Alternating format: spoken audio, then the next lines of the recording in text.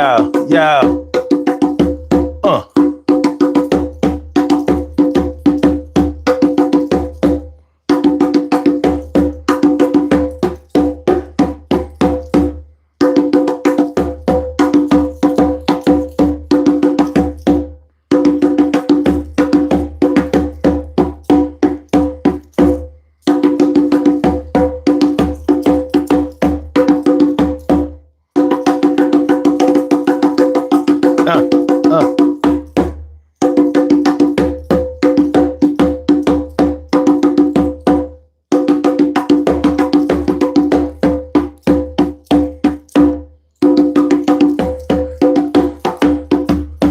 Carla.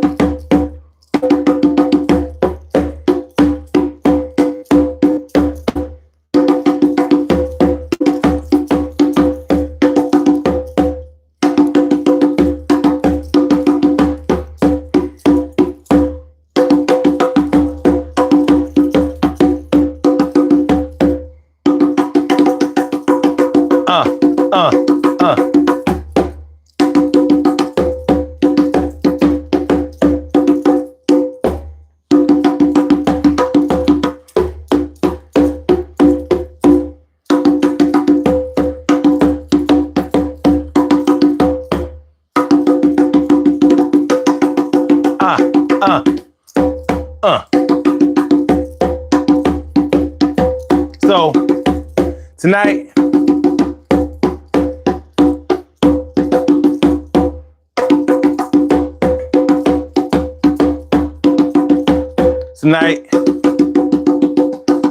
broken in love.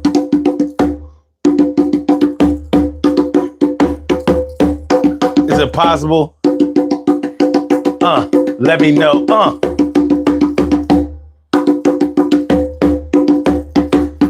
Now, I know that it's possible to be broken in love,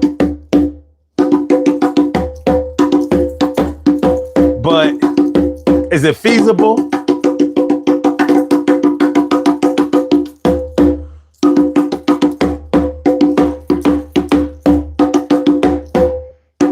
Hit that like button.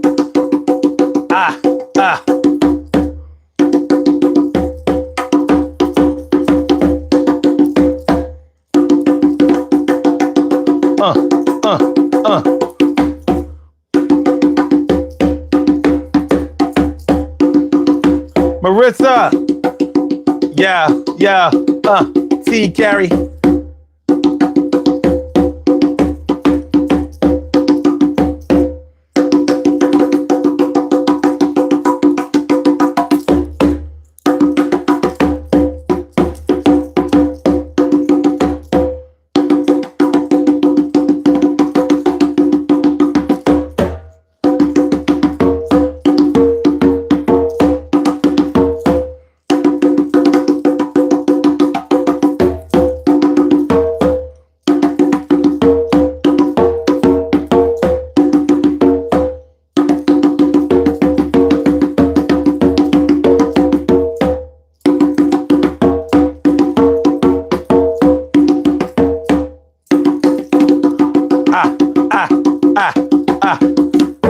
Uh-oh.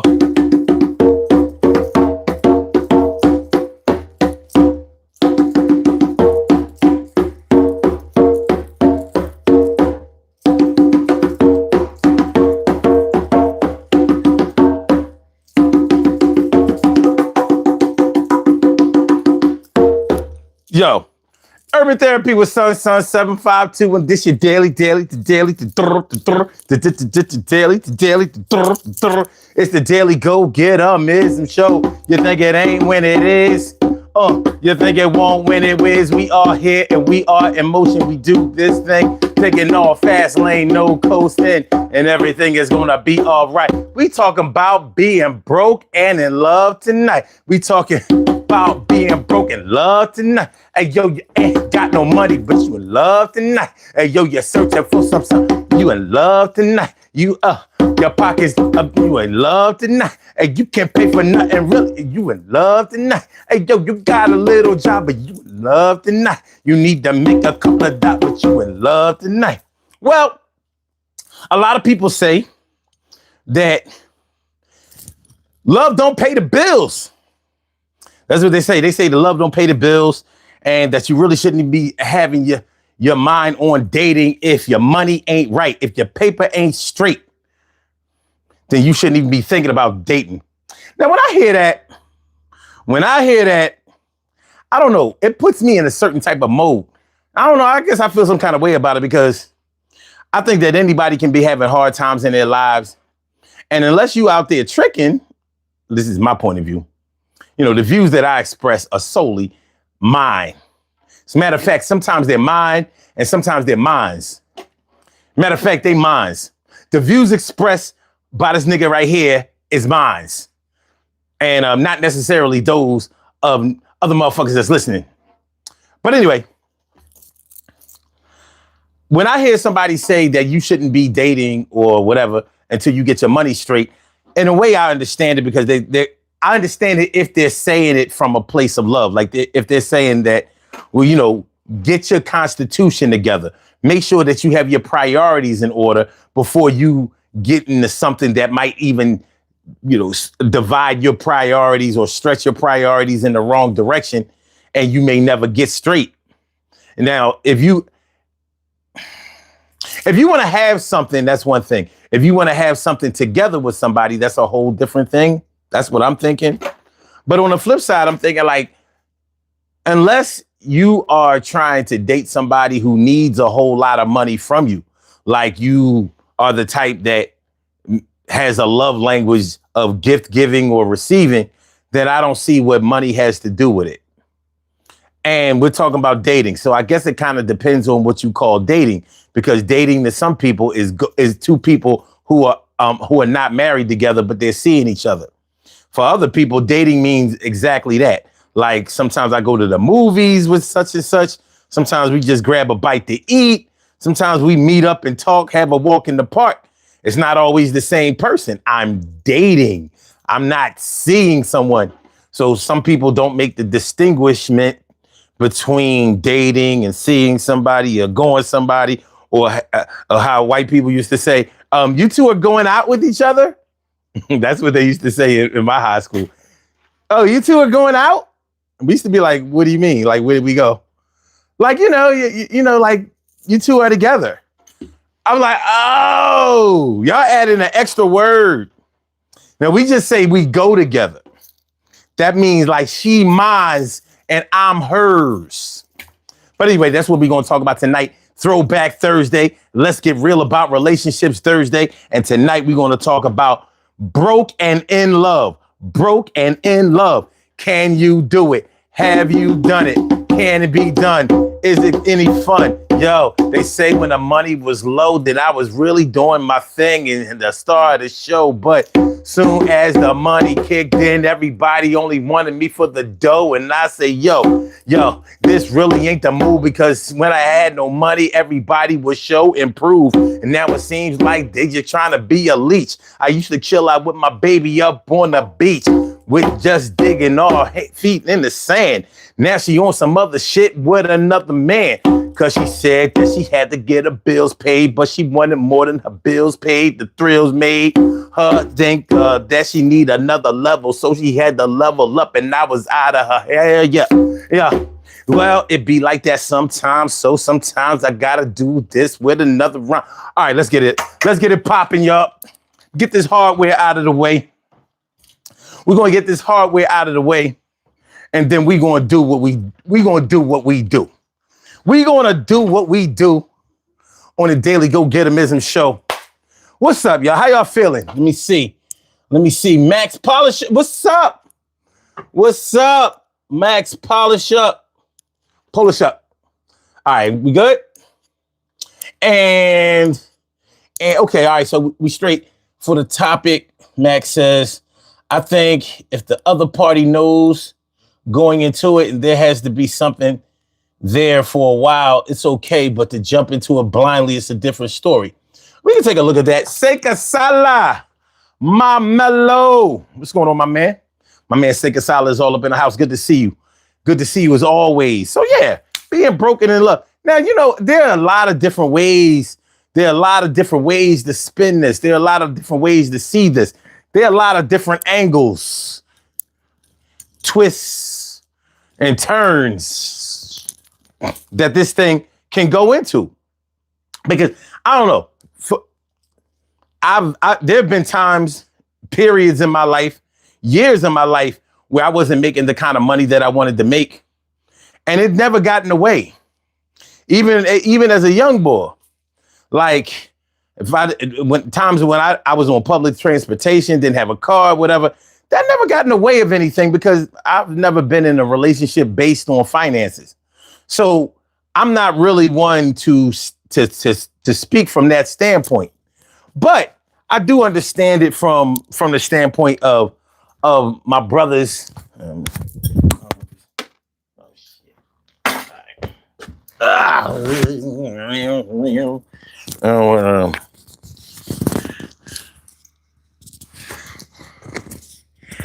Like, I grew up with a lot of cats. I grew up with a lot of cats where that tricking shit was real. Where the tricking shit was real. So, you know, everything, their whole lives were based on, you know, what they could buy and what they could afford for women. So I grew up with dudes who got the car that they knew would get the girl. Like they didn't have to do a whole lot of talking. Just pull up in the Benz. Just pull up in the Lincoln Navigator. Pull up in the Cadillac truck. Pull up in the Toyota. What was that? The Land Cruiser. Whatever. You know what I'm saying? You know, we was doing that. I never played those kind of games, though. You know what I mean? They played it, but I didn't play it. I didn't think it was a good game to play because where do you go from there? When you come into a situation based on the money and what you are saying that you have and what you can do and how much you make, from there, it only goes up. Like, all right, so when you first met me, if you started off doing all of this shit and showing all of this thing, showing all of these things, like you could really do this thing, like this was your lane, but then you're going to have to stay in that lane. And that lane ain't safe all the time. It's not always a safe place to be. And you're looking for a safe place to be, a soft spot. Rolling for Days says, okay, cool. All right. So, yeah. So that's what we're going to be talking about today. Yeah. Like, look, I'm not getting into no foolishness tonight. But what I am going to do is I'm going to go ahead and get dressed, put on my uniform right here.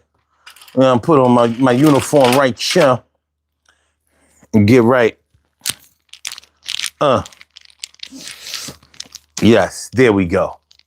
Now I feel like I'm supposed to feel. All right, y'all want to feel the same way? Y'all with it? I know it's only a few of us right now. It doesn't matter. Y'all know how I do. Y'all know how we do. Okay.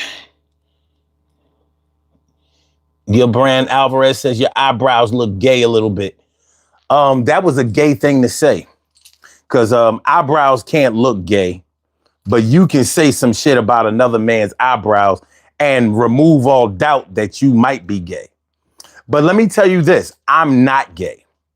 I like women and I like pussy. Which means I don't like you. Because even though you're a pussy, you're not the type that I like. But it's all good. So this is what we're going to do. We have 3 necklaces here, and y'all regulars, y'all know how we do. So we're gonna pick which one y'all want to wear. Do y'all want to wear the one on the left? Tribal looking, you know what I mean? Good shit. And then you have the one in the middle. And then you have the one on the right. Which one of y'all want to wear? Please don't take all day. This is why I stopped doing this for months. You know what I'm saying? Because this shit takes up mad time. Which one y'all want to wear? The one on the right cow bones, or the one in the middle? Huh? What up, Chaz? Or the one on the left? What's it going to be? I mean, Shaw, it's my bad. All right, so we got one for the right. One for the right. This is the left. This is the one on the left. This is the one in the middle. And this is the one on the right. Which one y'all want to write? I mean, which one y'all want to wear? All right, we got one for the right, middle, or left. I need one answer, not two. Not two. Okay. So always left, Max. All right, so we got two for the left, and one for the right. This is the one on the right. This is the one in the middle. This is the one on the left. What's it going to be? One more vote for the left, I think, and we're good. Yo, Gilbrand, you about to get on up out of here. You gotta go. Matter of fact, let me get you the fuck on up out of here. You gotta go. I will not be dealing with no bitch ass niggas tonight. And get them back out of here. Out of here. All right. So back to our regularly scheduled program. All right. Okay. So Sikasala says left. What we got? Max says left. We got two lefts and a right. I need one more. One more left, and we good. This is the one on the right. This is the one in the middle. And this is the one on the right. All right, the left wins. God damn. Woo! That shit was... Man, that was grueling. Like I said, this is why I stopped doing this shit. I was like, look, this thing is taking too damn long. All right, so let's go. Let me get y'all outfitted. Get y'all fitted up here. And let's get this party started.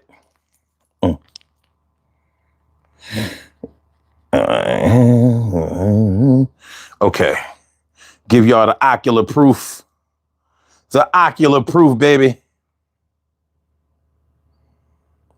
All right. Look at that. Y'all looking good. Looking nice. Ladies, you're looking sweet. You're looking beautiful. You're looking pretty. You're looking gorgeous. You're looking sexy. You're looking elegant. Huh? Looking good. Real good. You know what I'm saying? I know the brothers are going to be trying to take y'all home tonight. Brothers, you're looking handsome. You're looking suave. You're looking debonair. You know what I mean? You got your smooth stuff on. Everything is looking good. Well put together. Look at you. Cleaned up nice. Everybody looking good. Take a screenshot or give it what you got to take a screenshot. You know you like it a lot to take a screenshot. Yeah, you know how it go when you was rocking the bones on the DG show. And that's the proof. Don't look at me. Look at the necklace. It ain't about me. It's about the necklace. Matter of fact, let me take myself out of the goddamn. You know what I mean? All right. So that's what we're talking about tonight.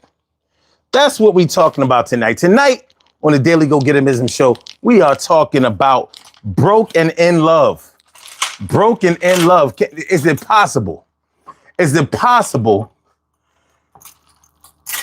And when I say broke, maybe we should break that down.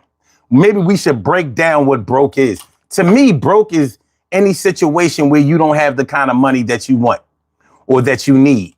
So you can be broke and not be able to pay your bills, or you can be broke and not have any money left over after you pay your bills. So there's broke with responsibility or from responsibility. And then there's broke with because of living beyond your means. And then there's broke because you're lazy, unemployed, and ain't trying to live off of other people. There are different ways. There are way more ways than that to be broke. But you are, You know, like 10 million ways to be broke. Choose one. But you never know what kind of life circumstances are going to render you, you know, a little bit more destitute or impoverished than you would like to be. And hardly anybody I know really has the kind of money that they would like to be. Like if you could find a genie in a bottle and have three wishes or even one wish for how much money you could have. I've done polls like this before where you get a whole lot of different answers, you know, like, but let's do this. Let's do this for a second. Just on some fantasy shit real quick. If you could magically have the kind of money today that you would like to have, and this is a one-shot deal, how much would you choose? Please put that in the comments. I think that'd be interesting because you have a lot of different perspectives. You know what I mean? I've done this exercise before, and some people didn't even say they needed millions. They were saying in the thousands, maybe like in the six figures or whatever. And, you know, somebody like me, I would say like, fuck it, $1 billion. Not that I have to have $1 billion, but I know $1 billion is going to give me instant generational wealth. And I would like to leave something behind for all of my family members for however long. So for me, I would say $1 billion straight up and down, like $1 billion. Because $1 million ain't going to last me but so long. It might last a lot longer than a lot of people because I'm not going to go out and spend it all. I'm definitely going to reinvest it. All right. So Brian says 600,000. So, okay, 600,000. It is what it is. Ma says, what is your belief system? I believe that this show is going to go well if we try. I believe that. I believe it wholeheartedly. Max says, I don't think you need to be rich, but enough to make yourself happy. But if you had to choose a number, what would you choose? Carla says 1 million will be good for you. Okay, 1 million. Okay. All right. Victoria 2005 says Jesus Christ is forever king. All right. Salute to you. Salute to Jesus Christ. Ryan says life has ups and downs. It's how you weather the storms. I believe in that. I think the same way. And that's why I say there are different ways to be broke. You know, my broke might not be your broke. Your broke might not be somebody else's broke. Our broke may not resemble somebody else's broke. You know, like we hear about some of these public figures and they've made $100 million over their life, over their career lifespan span or whatever. And then they talk about they're broke because they have houses foreclosed on. I remember at one time they were talking about Evander Holyfield was broke and he was about to have his house foreclosed on. And they were talking about how he made $100 million over his career. And I'm like, so let me get this straight. You made $100 million and you never bought a house? Because it never said that the house was being taken because of taxes. It said that the house was being taken because, you know, it was being foreclosed on. I'm like, so it never occurred to you to buy a house outright? I don't know. My version of rich is owning everything. Evidently, some people's version of rich or wealthy is still making payments on shit. You know what I mean? Like, you know how, you know, people say if they won like the Powerball today, then they would pay off all their bills. I'm like, no, I wouldn't do that. What am I paying off all my bills for? All my bills are about to be brand new. All my bills are about to be brand new. Like those bills, I ain't worried about them. You can take that house. You can take those cars. You can, because all of this shit is we about to have brand new bills, but those bills won't be monthly. They won't be monthly expenses. Only monthly expenses that you'll see are going to be maintenance costs on what I own. But there won't be any rent. There won't be any renting. There won't be any mortgages. There's not going to be any of that. And over $100 million to get you a pretty good crib.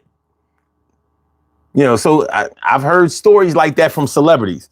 Like, yeah, such and such is about to lose their home because they broke, and you know their managers, they handlers stole their money. I'm like, shit. I'm not down with digital currency as it is. Let you tell me that I have 5 million in the bank. If I have 5 million liquid, that shit is not going to be digital currency. I'm calling up the bank like, listen, I got like 3 or 4 Brinks trucks coming by next week. Have my money ready. I'm leaving 100,000 in the bank. The rest of that shit I'm taking with me. And I have another system that I have set up. You know what I mean? I don't want nobody to bite my shit. My man Jay Sloan is in the house. Says making Evander money and still getting getting a mortgage is crazy to me. And he ain't the only one, Jay. He ain't the only one. I've heard about these kind of stories, and I'm like, what? Y'all didn't buy a fucking house? Like, why would you have millions of dollars and still be wanting to make payments? And I guess they be thinking like, well, because I can make the payments. I got all of this money. I'm like, well, evidently you don't. You can't even see your money. Mark says, love isn't a financial matter. However, money before children. Okay, we're going to rock with that. We're going to get right back on that in a minute. MacArthur McCovery says, especially if you didn't work for it. Wait a minute. What did you say before then? He says, you're the genie in a bottle. Get off your butt. Oh, God. This dickhead. Oh, wait. Are you talking about me personally or? Okay. Maybe you're just talking about people in general. Okay. I ain't got no problem with that.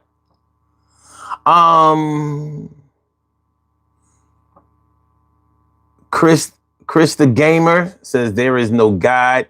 Well, there evidently is there is no phonetics in wherever you went to school because, you know, it's supposed to be THERE. There is no God. Like you spelled it like there, like it belongs to them. That you know, maybe if you got your grammar together, you might be able to read a holy book and discover that maybe there's a chance that there is a supreme being. I don't know. Charles says 1 billion tax free. See, Charles is thinking like I do. You know what I mean? I need that billion. 9 zeros for me, and I'm good. What I could do with $1 billion, that shit it's gonna be sick. It's gonna be sick. All right. Okay.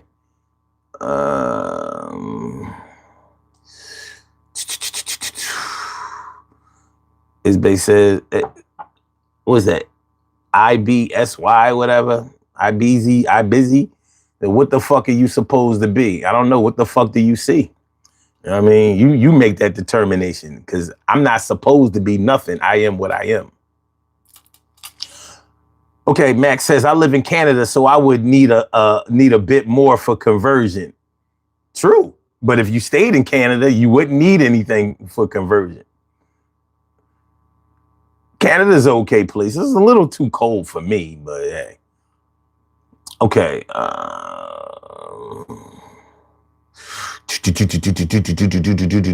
Okay. Mark says, love isn't a financial matter. However, money for children. Jason says, I just want to have enough money invested that I can comfortably live off of the interest and dividends alone perpetually. See, over the years, I've lost so much faith in financial institutions. I would never get a chance to live off of any interest because I'm not putting my money in a bank. Not going to happen. So there is no interest for me. The only interest that I'm ever going to live off are businesses. We got to start some businesses. But banks, I don't like where our financial future is headed. So yeah, I'm not going to be fucking with no banks. You know what I'm saying? Maybe Tyra Banks, but definitely not any like TD Bank, Wells Fargo Bank, Bank of America, United Bank, Bankhead, down in Atlanta, Bank Shot, off the glass. But anyway, speaking of, hold on.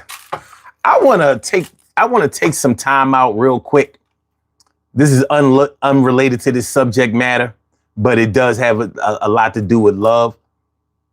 I want to thank Jerry Jones and the Dallas Cowboys for being the worst organization, the richest yet worst organization in the NFL. I want to thank Jerry Jones for ensuring that the Cowboys will not be in that playoff or Super Bowl conversation for this upcoming season. He traded Micah Parsons to the Green Bay Packers. Christmas in August, baby. Christmas in August. This motherfucker traded Micah Parsons, a generational talent.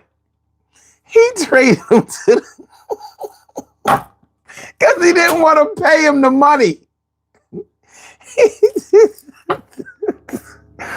Jerry Jones, you are my kind of racist. I like me some you. You are my kind of racist.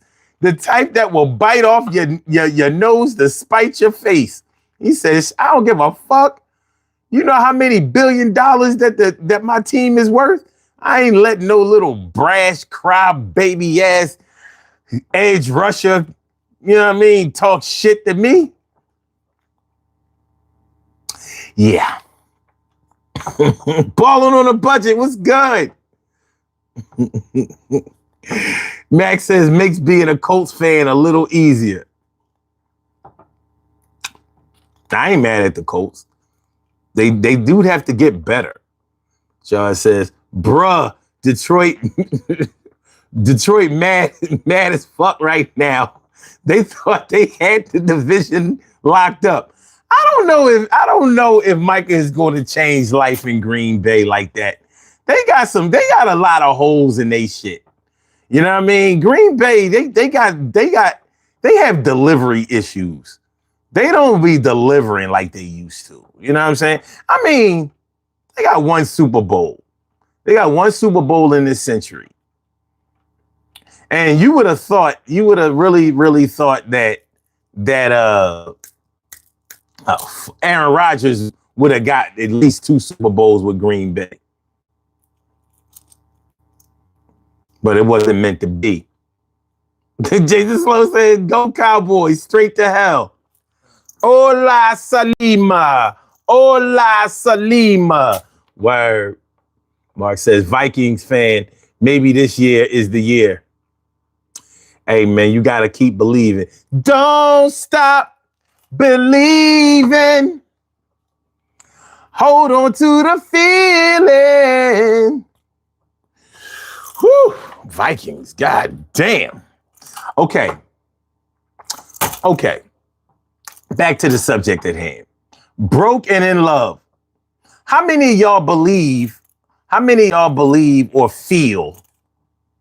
Because some people don't like the word believe. How many of y'all think or feel that in order for you to date properly and responsibly, you should have your finances in order. Not necessarily be rich or on your way to stardom, but you should have enough money to pay your bills, have your own place, possibly a car, be able to have money to at least go out on a physical date. You know, dinner, movie, maybe a stuffed animal at a carnival, some shit like that. What do you think? What do you think?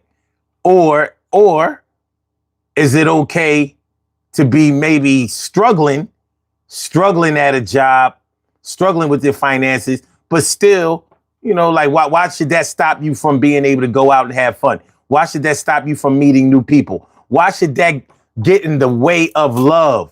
Why should that stop you from being able to love, to have and to hold, to honor and obey? What do y'all think? What do y'all think? Does money matter when it comes to your outlook on dating? Does money matter when it comes to your outlook on dating? Like, the prettier the girl is, do you feel like the more money you probably should have resting? Or do you think that she ain't got to be all that pretty? My money says that she has to be middle of the road. You know what I'm saying? Like, I don't have pretty girl money. I got a cute face with a body money, or just a body money. Yeah, she cute sometimes. She has her days. You know what I mean? She's a Friday night, Saturday night special.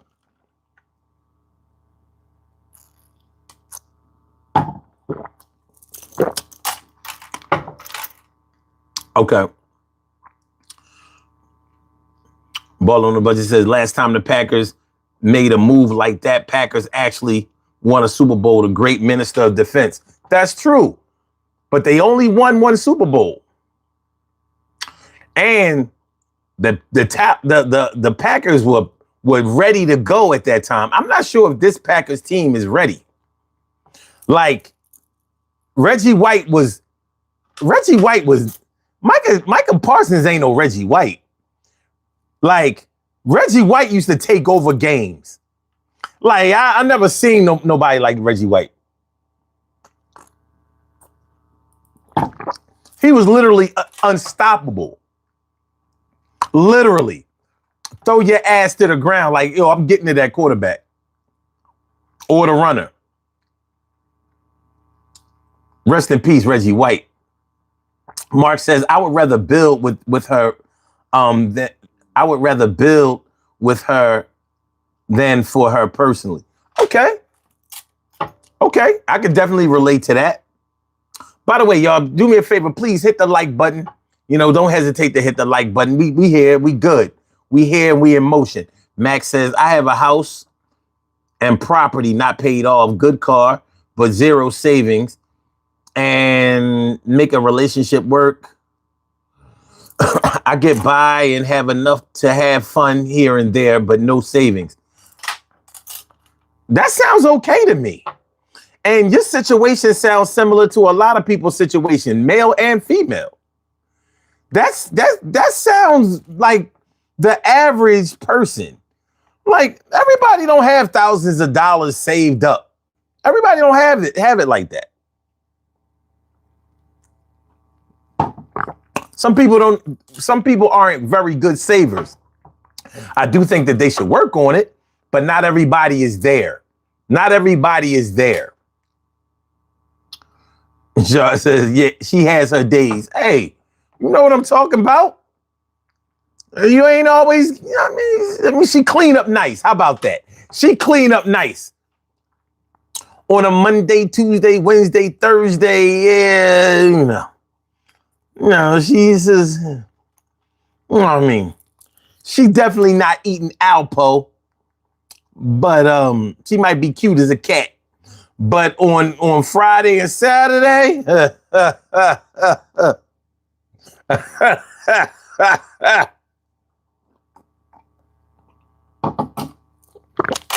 My baby turned into a swan.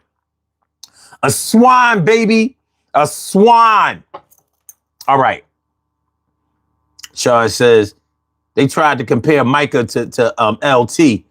Had to turn off ESPN, that whole, come on, man. I mean, he's good. And he may be a generational talent. But when you start comparing him to like, Lawrence Taylor was making the Vikings win. Reggie White he literally willed the Packers to a Super Bowl. They did go back to back. They just didn't win back to back. Remember, they won that first Super Bowl, and then Mike Shanahan had Denver ready. Had it ready. You know, John Elway, who had lost a bunch of Super Bowls, finally got his 2 back to back. And remember, he retired after that. Like, I'm good. Because he had lost 3. He had lost 3 before he won the 2. And they used to get their ass blown out in Super Bowls. For as good as John Elway was in Super Bowls, he was ass until Mike Shanahan came. All right. Maritza says you have to have enough to take her out. A broke man is not sexy. A broke man is not sexy. Yeah, you should at least have some. Listen, if you're gonna take her to the movies, you should have popcorn, Snowcat, Raisinets, and Juju money. You know how much that shit costs in the movies. That shit costs more than a ticket to the ticket of the movies. You know what I mean? Them accessories in those accessories in the movies don't make no sense. That shit remind me of buying products in the terminal of an airport. You know how airport terminal food and gifts and shit, that shit it's just ridiculously high. You're like, what the fuck is going on here? I'm like, what are we doing? What are we doing? That's what the movies remind me of. That's why people sneak food in the movies. All right. Shaw says they try. Okay. All right. I read that already. TK Wright says, I want to be comfortable. I don't want to have to worry each month. I can still date while I'm getting myself to where I want to be. That sounds reasonable to me. That sounds like what most people do and how most people think. Because this is I'm imagining that this concept is a two-way street, right? Is it only men that have to have their money right? Or are women expected to have their money right too? Because if women are expected to have their money right, then women been cheating the system for a long time. I know plenty of women who go to bars or clubs or whatever and expect to get in free, and they don't buy shit for themselves while they there. They'll find a dude to sponsor her while she in the club. You know, like this is Melissa. Melissa with this fat old ass is being sponsored by Jay over here. Jay is sponsoring Melissa. He will be buying her drinks all night in hopes that she will get drunk enough to start loving Jay, and Jay will take her home to love on her the right way. It's wrong, but it's so right. Melissa, this is Jay. Jay, this is Melissa. Jay, what do you like about Melissa? I like Melissa lips and I like her ass. Yes. Melissa, what do you like about Jay? I like the way Jay got a fat wallet. Cool. Is that it? Is that all you like about Jay? No, I like his beard. It's cool. Cool. Jay, start sponsoring. What you drinking, Missy? Oh, you know, I'll have a gin and a Tanqueray and tonic. And, well, yeah, I'll just have a Tanqueray and tonic right now. You know, I'm not really trying to go heavy. Nah, whatever you want, Missy, I got you. You want to dance? Okay, let me get my drink first and then I'll dance with you. All right, cool. Jay is sponsoring Missy. Melissa with this fat old ass is sponsored by Jay. Melissa ain't paying for nothing in here. No drinks, no hot wings, no fries, no fritters, no nothing. As a matter of fact, Jay is going to escort her to the bathroom when the drinks start running through her.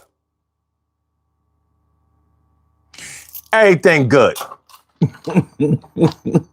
Jason says, money matters a little bit because it's hard, pause, to have to constantly put out so that she will keep paying your bills and buying your sneakers.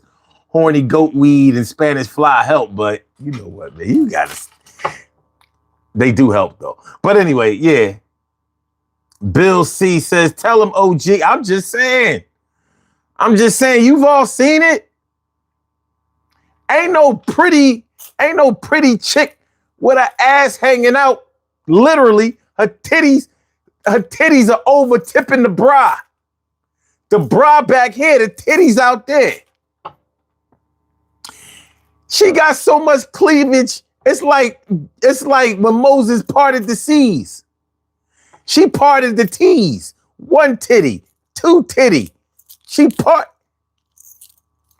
know what I mean? She got her titty so big that she got the long cleavage. That shit comes long. Sponsored by Jay. Get him, Jay. All right, Felipe, what's good? He says AI. No, it's real.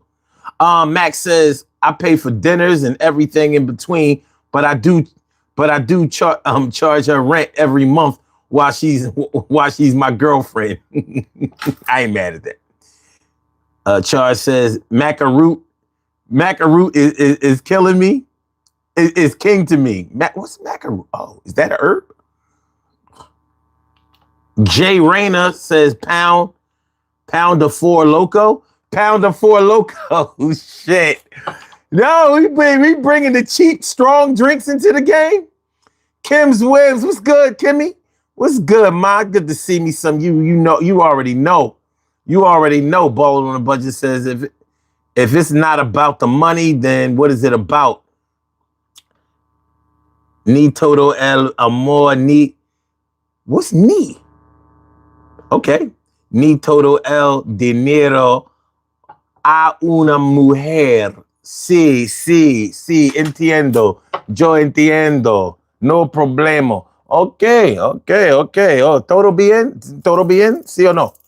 Todo bien. Okay.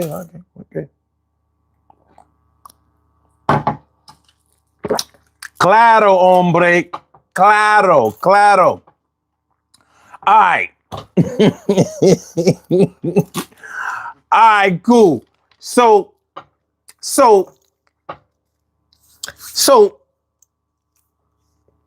when I used to see this this question on social media, the question that I put up, do you think that a person shouldn't think about dating until their financial situation is straight? All right, with 35 votes in so far, what are we looking at? 46% says, yeah, get your money right first. Okay. 11% says no, only if you're tricking. All right. 11% also says maybe not if you are dead broke. And 31% says depends on what you call dating. And it does. It depends a lot on what you call dating. Like I said, dating for some people just means going out on actual dates. Like we might go to the movies. We might, take a walk in the park. We might meet for coffee. We might, go to a show, a play, a concert, a date, a literal date. You may not even be romantically linked yet. In other words, for a man, if you're just dating, you might get some ass, you might not. But to other people, dating means that y'all going together. Like y'all are man and woman. Y'all just are unmarried. Which I think is interesting because I've known people who were in long-term relationships, and then when they broke up, they complained about the dating scene, the quote unquote dating scene. Yo, the dating scene is fucked up out here. That's what they be saying. Yo, the dating scene is bad out here. It's bad out here with the dating scene. It's a cesspool. The dating scene is a cesspool. Well, I'm like, so you mean to tell me it's that bad out there that you can't go to a hot dog cart and get a sausage? No, not a dick sausage, just a regular, a regular beef sausage. They split the joint down the middle. It's on a hot dog like Kaiser roll and shit. You know what I mean? Put your little sauerkraut in there. The ketchup and the mustard. Some onions. Huh? You know what I mean? Shit. I take a chick to a hot dog cart in a minute. I'm telling you, my man over here, he got 5 hot dog carts. All them shits is fire. You ain't never had a sausage like this.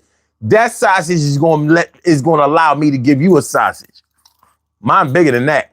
So listen. You know what I'm saying? I'm trying to tell you. You know what I mean? We gonna give you sausage. What you want? You want some chips? You want some chips, soda on the side or something like that? You want iced tea? We gonna get this sausage. We gonna go in the pot. We gonna talk. We gonna build. You know what I mean? We gonna talk about real shit. Good shit, important shit. I want to find out who you are, where you been, where you want to go, what today is all about. Are you preparing for tomorrow today? And is today a reflection of or a culmination of what happened yesterday? Yeah. But let's get this hot dog popping. Hey, yo, my man Ahmed, he got the sausages. You know what I mean? Yo, man, that shit I'm trying, it ain't no glizzy. What the fuck is a glizzy? That shit is sausage, dog. But anyway, yeah.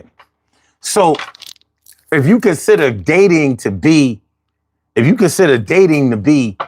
going together, then the dating scene might be messed up because you already, linking yourself up to somebody you don't really know like that. I don't know. I'm old school. Before we went together, we was talking. That's literally what we called it. When y'all didn't go together yet, you couldn't lay claim to somebody yet. We talking.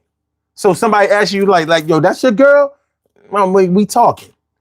That lets you know, that lets your boys know, that let any other onlookers or predators know, like, no, this is basically he ain't paid for that yet, but he definitely got it on hold. Nah, he got it on hold. You can't put that on layaway. He can't sell you that one. Y'all was talking first, and the talking stage was when you decided whether this was a good fit. Because in the talking stage, that's when, y'all talked on the phone, maybe hung out a little bit, was feeling each other out, seeing if y'all really liked each other over the long term before you dropped the bomb on them. The bomb, like, yo, can you stand a chance? Never understood why that. I don't know if that was just a Philly thing or whatever, but that was the official way that you asked the girl to be your girlfriend. Can you stand a chance? And I used to be thinking, well, how come we say, can you stand a chance? When it should actually be, can I stand a chance? But that's not how he said it. But anyway.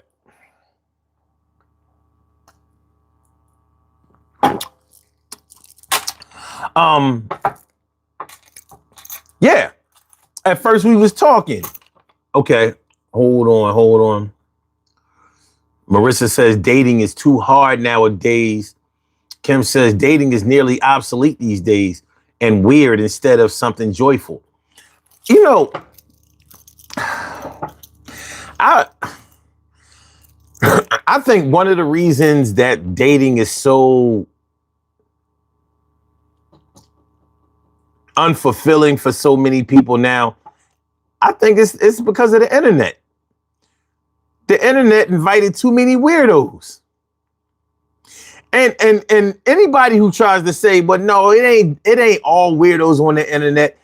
All you got to do is come to this show and you see the amount of trolls that come in when all of the good people are trying to just enjoy a program or get a conversation started. And who tries to overstep and take over and drown out all of the decent people, the trolls. So those are the weirdos. That's literally what the dating scene is kind of like. And I blame the internet.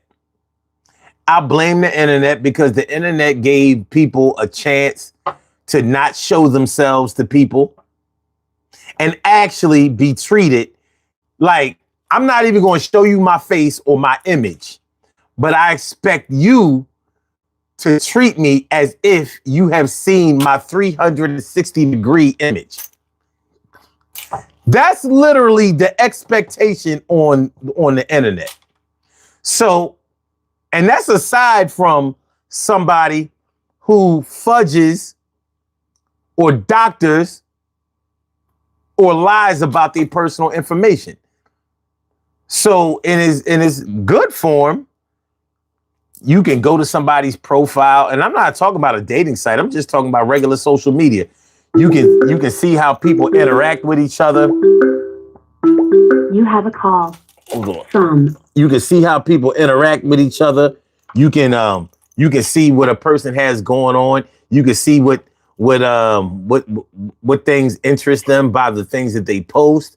You can see kind of like where their mindset is by the things that they post and the way that they may respond to comments, shit like that. You can tell when somebody is online just for attention, definitely starved for attention, or when somebody may be trying to, they may be hunting for somebody. You can always tell when somebody's on the internet, literally either thirst trapping or out there looking for something that they can stick real quick.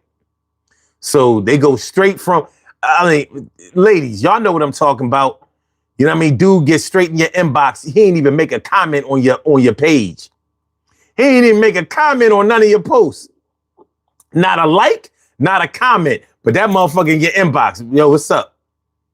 What's good? What's up with you? Where you live at? Because they want to know if she local enough for him to put in the work. You know what I'm saying? You don't want to get canceled out from the gate. My girl Kim's Wims is in the house. What's good? How you feeling tonight? Try my best not to laugh out loud at Jason. You're silly. Listen, it go how it go. Hey, hold on, I didn't even read that shit. He said, "You like those sausage carton chips kinds of ladies? That's a high bar. They're gonna get spoiled. Next thing you know, you'll be opening up a Taco Bell and food truck. Yeah. But at least I got them in an affordable range from the gate. You know what I'm saying? That's a lot better than going to Ruth Chris and having to drop down the Outback Steakhouse. You know what I'm saying? But it is what it is. Whatever. Ruth Chris is not even all of this cut out that people make it to be. It's not. Ugh. Anyway. Okay. I have to agree with you when you say the internet plays a part in it or a role in why dating is so awful. I got an example. So we have this Pop the Balloon edition here that someone locally has put out. And of course, my bandits and I watch it for shits and giggles. And then we're always embarrassed when we see it because I'm like, other people are going to see this. And how embarrassing for the city and the culture when we see some of these antics and these people on here. And I always, at the end, I'm always like, God, if this didn't exist, would it be better for us dating in the city? Because I'm just going to tell you, every time I watch it, I'm just like, and this is the reason why I do not want to meet anyone new here. Because what the hell is out there? Nothing, not a damn thing. But it's the same people who were here before I could see it. You know what I'm saying? Yeah. But now that I can see it, it put a different thought in my head. And of course, we're years later.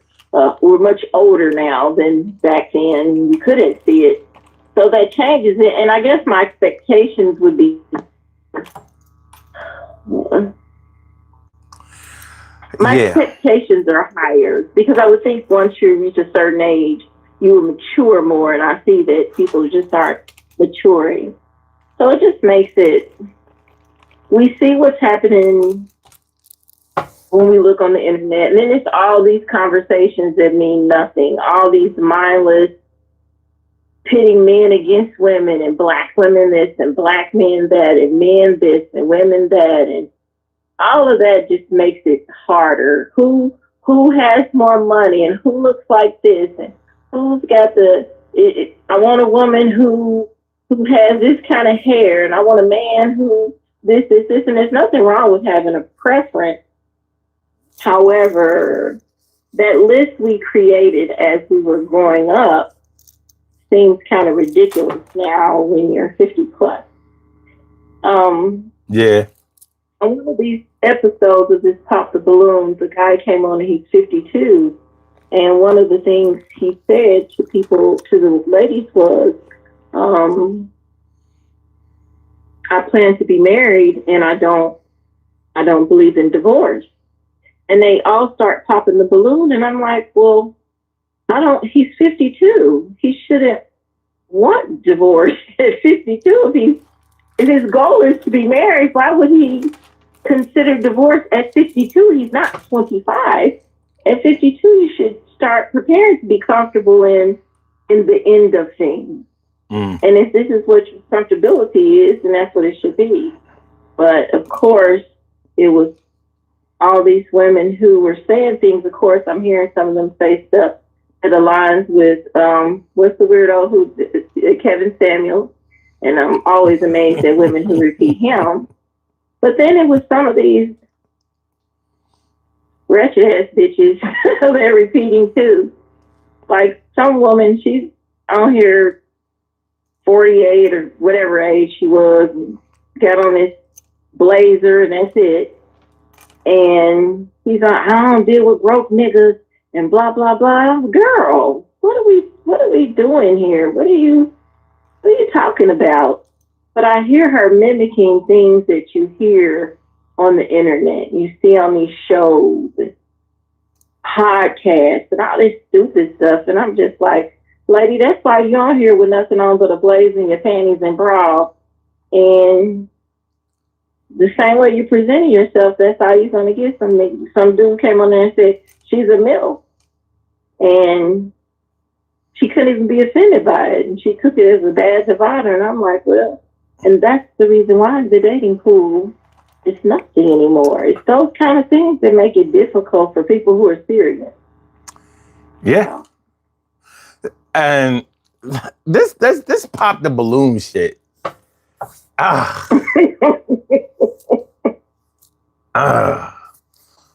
the It's balloon. a wild ride. It is, and it's like it's beyond ridiculous. You know what I'm saying? I mean, there's a lot of truth in it, and then there's a lot of I've watched it. I've watched memes of it or short videos of it. I've never actually seen like a whole show of it, but I've noticed that a lot of times I've seen it. There was a lot of following the leader type of things going on. You know what I mean? Like not a whole lot of independent thinking. Sometimes it was, sometimes it wasn't. Sometimes it was materialism. Sometimes you had chicks on there, definitely thirst trapping or whatever. And I realize that it's a show. So it's a show. And I look at a show as what it is. So I can never discount the Hollywood aspect of anything that I see on the internet. You know what I mean? You have to roll with what they're presenting. You have to consider that some of it is authentic, a lot of it is scripted. Even if it's not a written script, you know, there's a no, the one out of my city is definitely not Hollywood. It's not scripted. It's truly what it is. no. And that's what makes it dangerous. You have to understand what I mean by scripted. Like I said, even if it's not written down scripted, it doesn't mean that the expectation of a script like the fact that they're following the example of another Pop the Balloon series, that's a script right there, right there. Oh well, yeah. You know what I mean? Yeah. So there's already a level of authenticity that has been stripped from the exercise right away. Now you keep moving on, and you see that if I was to go on a Pop the Balloon type of thing, I've already seen other Pop the Balloon series or examples or whatever. So I kind of know how this goes. So that's what I mean by the whole scripted thing. It doesn't mean that somebody wrote it down or told you what to say or whatever. It's still following a certain guideline, a certain pattern, a certain energy, a certain brand. All right, so everybody's looking for a viral moment. You know what I mean? That's what all of this shit is about. We're looking for viral moments, a way to blow by having hundreds of thousands or millions of people, you know, watch this shit. Looking for a viral moment. It's instant fame. Even sometimes it's fame without the money. But when you talk about dating and whether or not you should have your money straight, I think it's a personal preference, because your self-esteem may be directly linked to your bank account. I know plenty of people who cannot feel good about themselves when they don't have when they don't have money. I know, like, they are incapable of it. So if that's your deal, then I can understand why you would put yourself on the shelf before you put yourself out there to try to find love. I think it's sad that it has to wait until you get your money right. But if that's how you feel, that's how you feel. If that's where your self-esteem lies, then it's also going to be where your confidence dies. But okay, all right. I don't have to live your life. You don't have to live mine. But you will continue to live, and so will I. So let me ask you straight up and down. Like, what is your opinion for a man? Do you think a cat that's really broke, he might have a job, but he might not have a job that would pay, that would even pay his own bills, let alone try to help somebody else with theirs? Do you think that money should be a factor for a man going out and trying to date or find love or whatever? Do you think he shouldn't have a girlfriend if he don't have no money? No, I don't agree with that. Okay. As long as he's honest. I think he should be honest, though. Right. Like, don't go in front like you got a whole bunch of shit and you don't have nothing. I mean, just be upfront. Like, listen, this is the kind of job I have, or whatever. I don't have a whole bunch, but listen, I'm interested. I may not be able to take you to, let's say, Ruth Chris, but I can take you to get something good to eat sometimes, and we can do some fun things sometimes. You know what I mean? I still believe in an old way of thinking when it comes to stuff like that.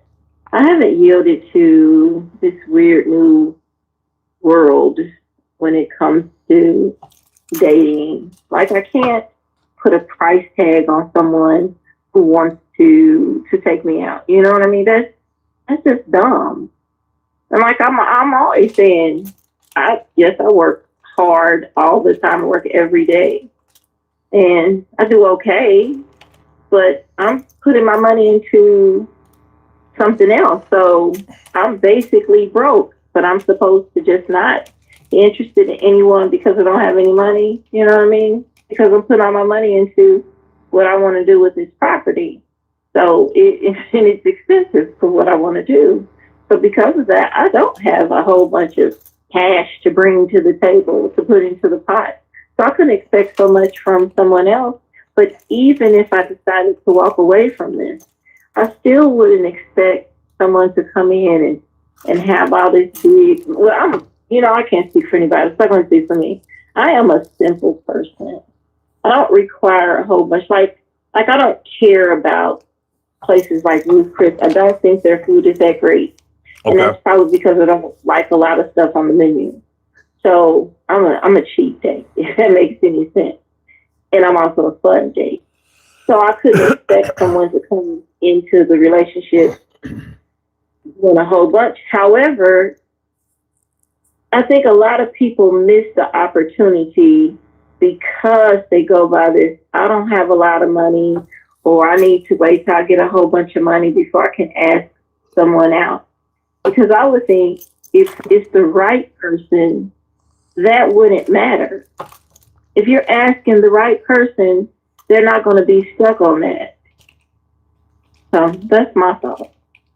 Yeah, I think that your energy will take you farther than where your money will take you. Yeah. So that's why I don't really subscribe to the whole you got to have your money right thing, because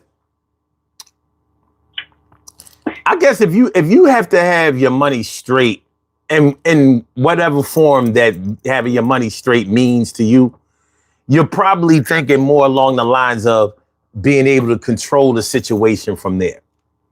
Now, I can see it if you just want to, impress a chick, or if you really wanted to, if you really felt like you needed the help, maybe you're a helper.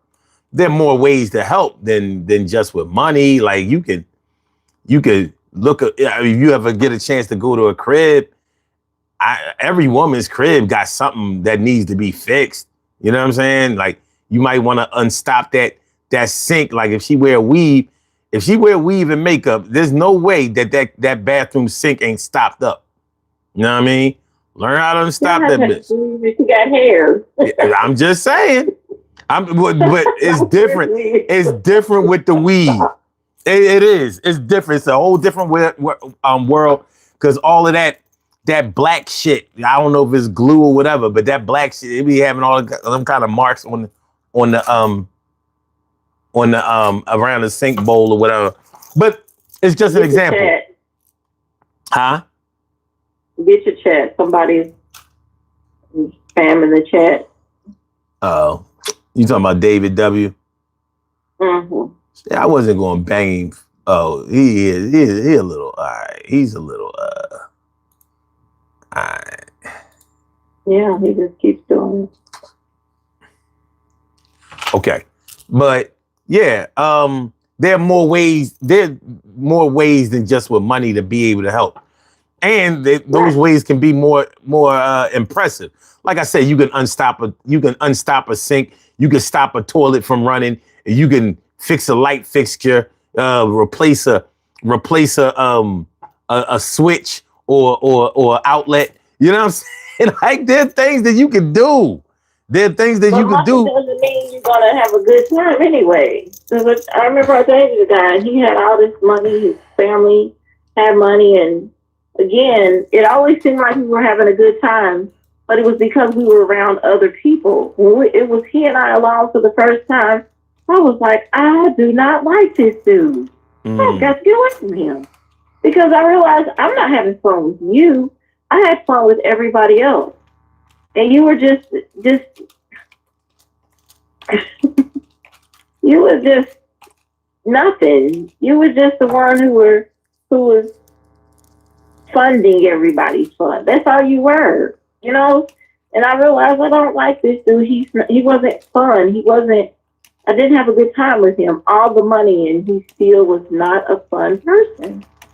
So yeah. And when you start talking about dating, you should be thinking about fun. Like, what do you like? what are your expectations for going out on a date? I mean, for a lot of people, hold on, get this together. For a lot of people, they don't.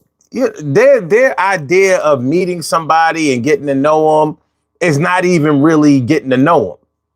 It's like getting. It's like there's a difference between getting to know somebody and getting to show somebody. And there are two ways to show somebody. There's dating somebody that you are really impressed with their looks, and so you want to show them that way. And then there's the show where you're showing yourself. So you're showing all of the things that you have and what you can do, and kind of putting on a show to basically put your money out there. Now, any man that puts his money in front of his personality should expect later on. I mean, expect problems later on. And they normally wind up complaining about everything later on. You know what I mean? I gave her everything. I did this, I did that. And, she ain't appreciate it and blah, blah, blah, blah, blah. And I just be like, well, why should she appreciate it? You didn't give her you. The only thing she had to appreciate was the money. But if we're talking about dating while you're broke, if you are broke, your personality should be sky high.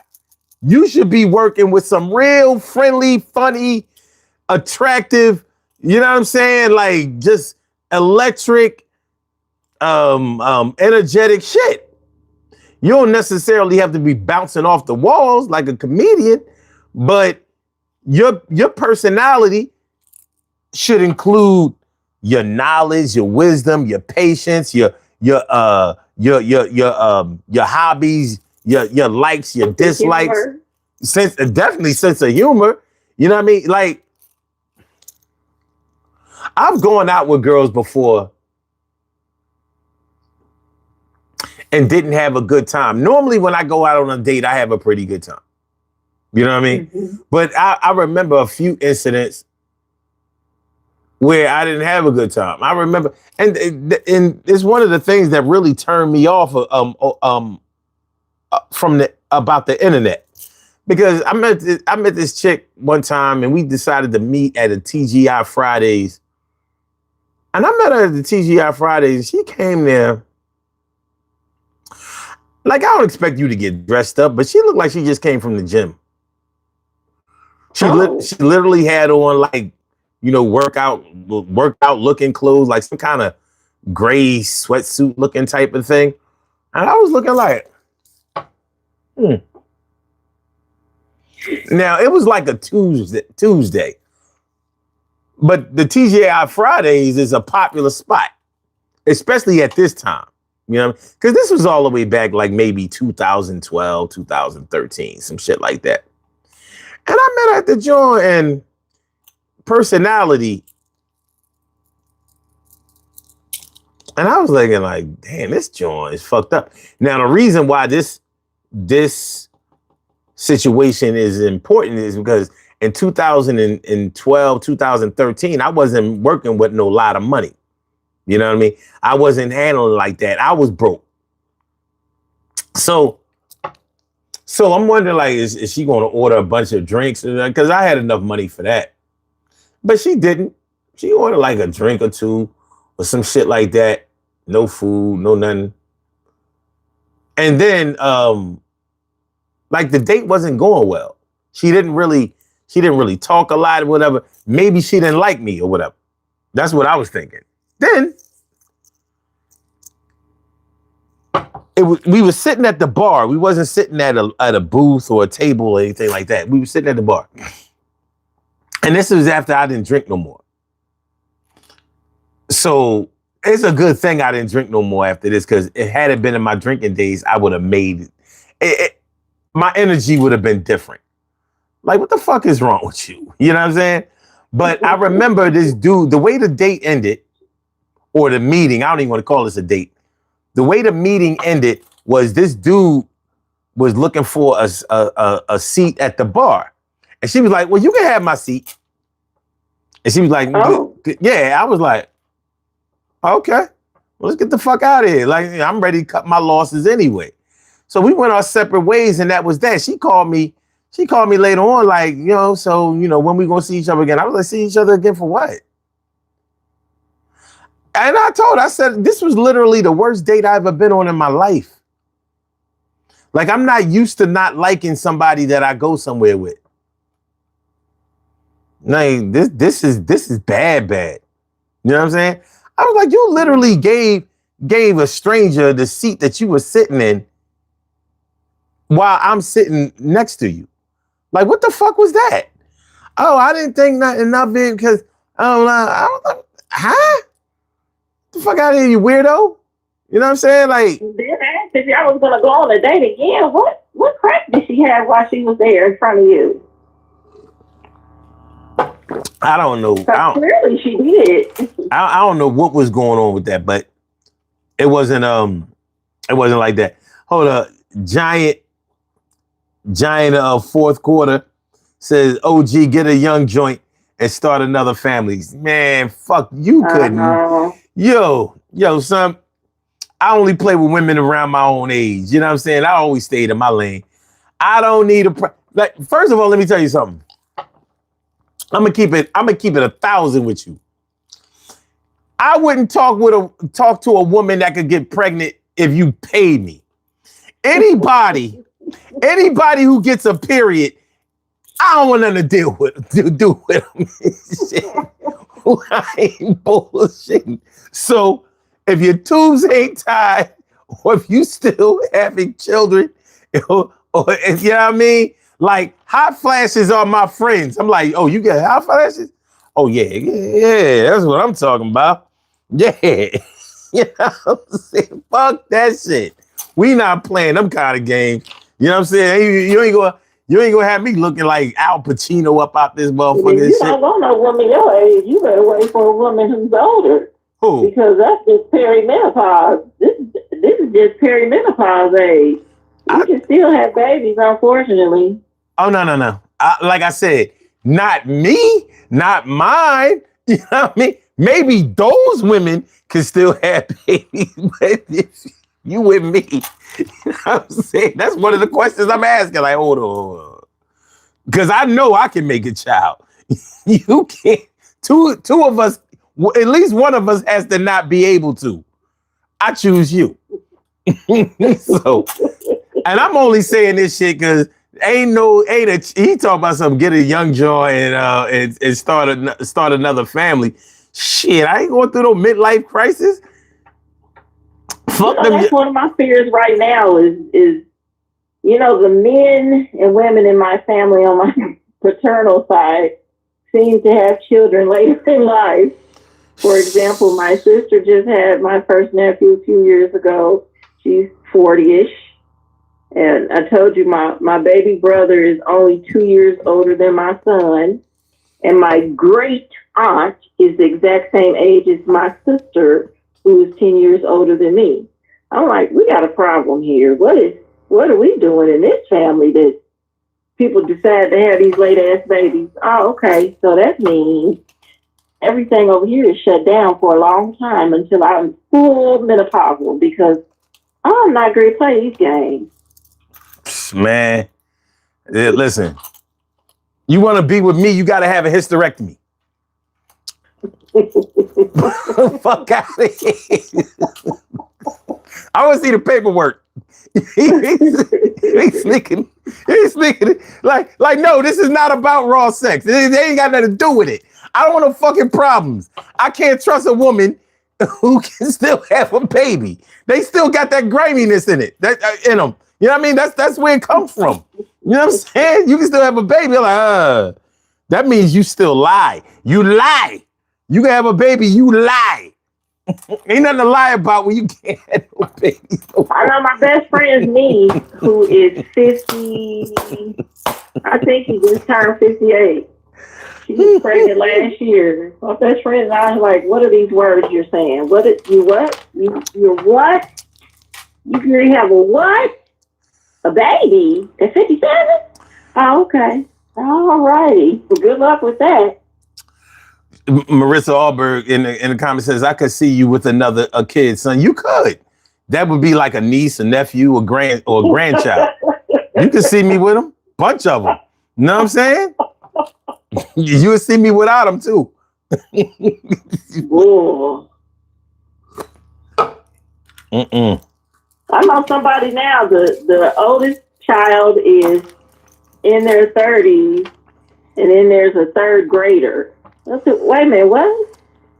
You got a Listen, sibling I'm not about to have. third grade.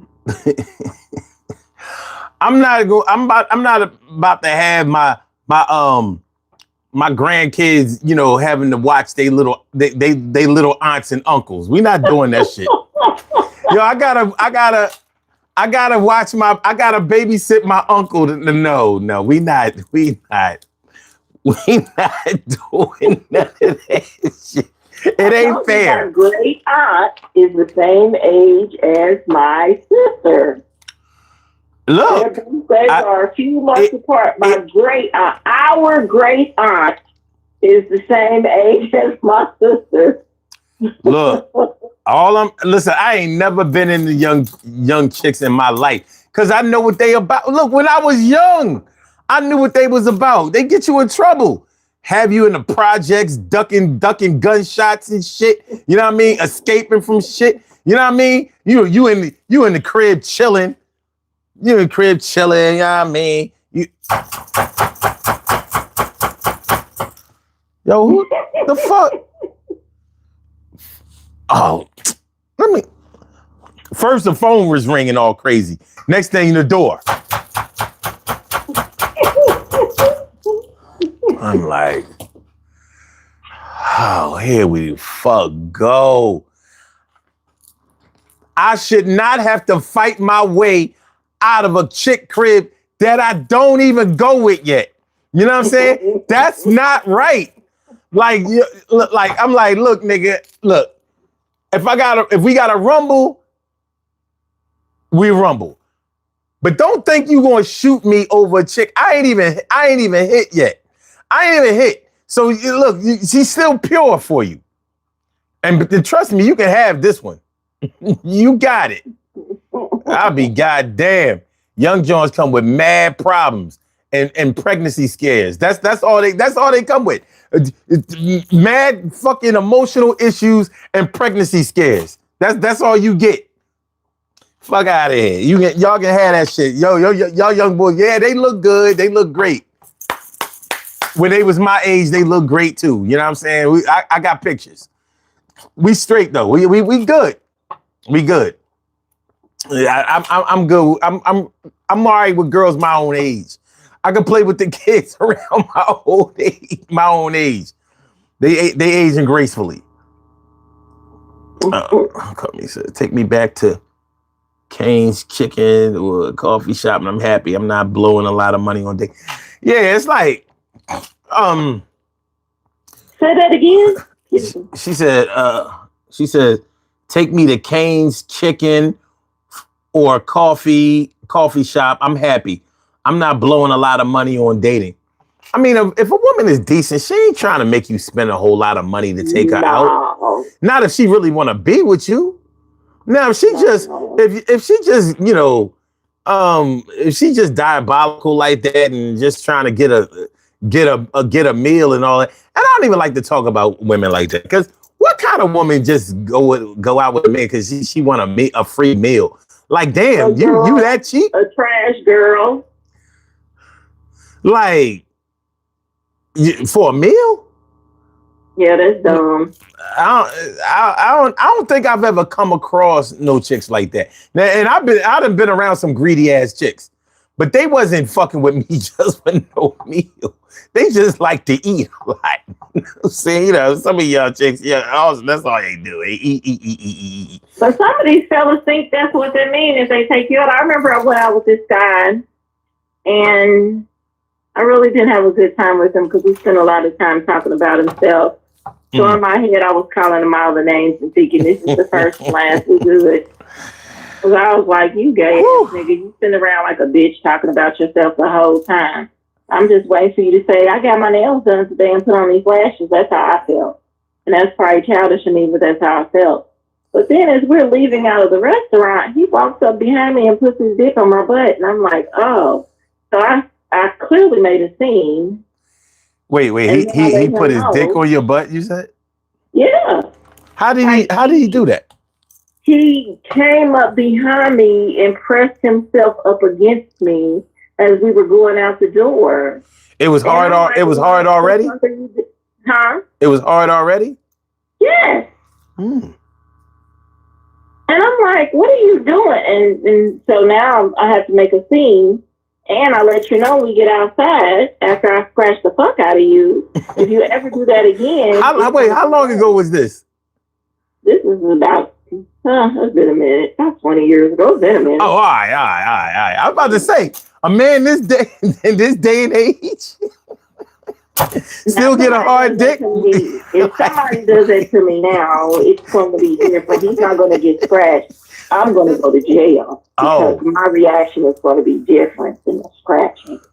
See, then it was just quick, and I just scratched the fuck out of him and let him know I have a lot of brothers and god brothers and all the things, but you need to be worried about the girls. Don't ever do that to me again, and this is the end of it. But if somebody did that to me now, no, we gonna have a different kind of problem. Yeah, I get that. No, it's just some years ago, but he did that, and his response was, "But I just took you to dinner." Oh. So I'm like, you thought because you took me to dinner that it was gonna be a free ride or something? What did you think this was? And his response was, "Well, I thought that's what women."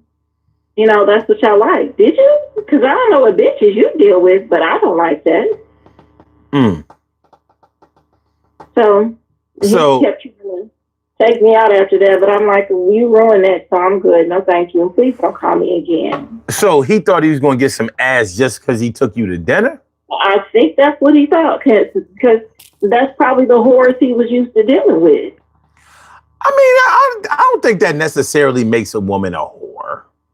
I don't think it makes her a whore, but I think that's the kind of women he was dealing with. I mean, I would hope that it would make her a whore, but it doesn't. I would be all for it actually making a whore because, I mean, you know, then your expectations could easily be fulfilled. If Look, I bring him the money he spent on me, and that was the end of it. So don't ever think that with me. Did he get it? Did he get it? And here, I'm not knocking somebody going out and doing what they do. I'm not knocking fucking on the first date. I'm not knocking fucking when you first meet. I'm not knocking none of that. But what I'm saying is, here, let's have a real discussion. Don't think one means the other. That's my issue. Don't think one means the other. Because I can pay for my own meal if that's the problem. And then all bets are off. Mm-hmm. So that's where communication comes in. That's what we got to have a conversation. Because if you're going to do this, we got to, it's just not ever going to work. It's not ever going to work.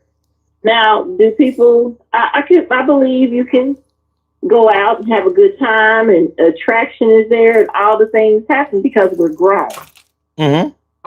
And I'm good with that. But you don't make the decision for how I feel. Yeah, I feel you on that. Feel away. So that's where there's a problem. Yeah. Yeah, I mean, yeah, I've always wondered where are these I'll give up some ass for a meal chicks, because I'm thinking like that would be weird. Like you can't buy your own food that you gotta give up some pussy to get some food. That's insanity to me. I mean, but they gave it up afterwards, so it ain't like they gave it up before. Like, all right, first we gonna do it, and then you gotta feed me. But promise me, First you gonna feed me, then I'm gonna give you some of this. That's crazy. Who does that? Yeah, I mean, prostitute shit. That's weird. Yeah, that's less than prostitute. The natural flow of things. Prostitutes don't fuck for food. You know, they get the money up front. They get the money first. But I can see, like, if he take you out and y'all have a good time, it seems like y'all was vibing or whatever. You know what I mean? That still don't mean he gonna get no ass, but at least the expectation could be a little bit more it can make a little bit more sense than, well, look, gave you the meal. Look, hey, got the receipt, tip, and everything. Let me tell you something. I remember many moons ago, where I was working at, this guy, he was a delivery guy, and he had called this. So this is my first day back to work after my mother's funeral, and I wasn't the nicest person. And he had called too many times trying to deliver the load to my business, and God, I really was a bitch. I really was an asshole. I can admit that I was. And it just was because I probably shouldn't have been back to work, but I remember at one point I was being such a moron. I heard him take this real deep breath, and he said, "Ma'am, I'm just trying to deliver to your location and I'm lost." And in that moment, I felt so bad because I was being such a moron. And then I talked him through all the way to our location. And so when he gets there, he's real grateful. And then I'm apologetic. And then I explained to him what happened. And we just talked the whole time. He was very nice.